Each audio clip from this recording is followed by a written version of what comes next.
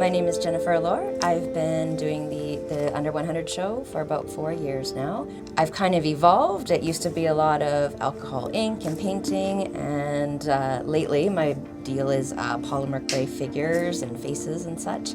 I bring home a lot of debris in my pockets when I go for walks.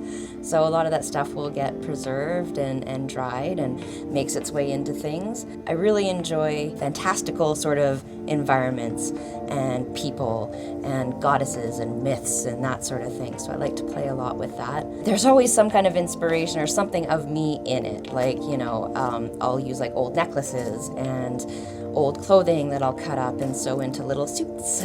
Right here, I've actually got, oddly enough, I've always said this is almost like personality-wise, this is like my son, right? He is happy, he's funny, he's a character, and so this one was sort of made after my boy.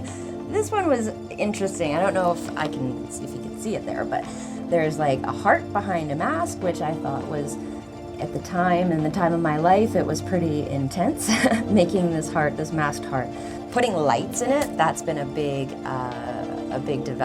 evolution for me. I love having lights in it. It just makes it feel a lot more like magic and fairy tales.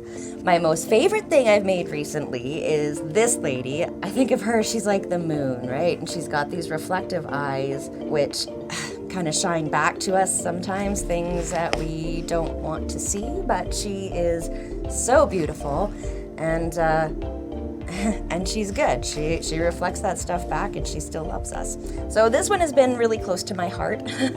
The sightless women, that was a fun thing. She's got these skulls of her old lovers hanging off her ears. So the whole sightless women thing that I did a bunch of sightless women. Those will be at the Under 100 show. Some of them will be at the Under 100 show. Some of them are on my wall. These bits and pieces I collected out of my yard. And so much of it is like old craft materials that my kids don't use anymore because they're all grown up. So yeah, a lot of stuff makes its way in here, and I love Viking imagery. Like they had these powerful women who were spiritual leaders, right? And so I'm always trying to kind of incorporate that with their face paintings and such. These ones were made in a time in my life that I felt very sightless. And so it was cathartic, working my way through that and letting them out and getting them out in the world. So, and this one, I should probably give them names. I don't. It's just a feeling that they all have. This one I made my daughter was moving away to university, and she's gone, 10 hours away from me now. So this one I kind of made to commemorate us. She is a little version of me, and we're both big nature fans, and we're both big fairy fans and myth fans, and I just love this idea of us being nature spirits together. So, yeah.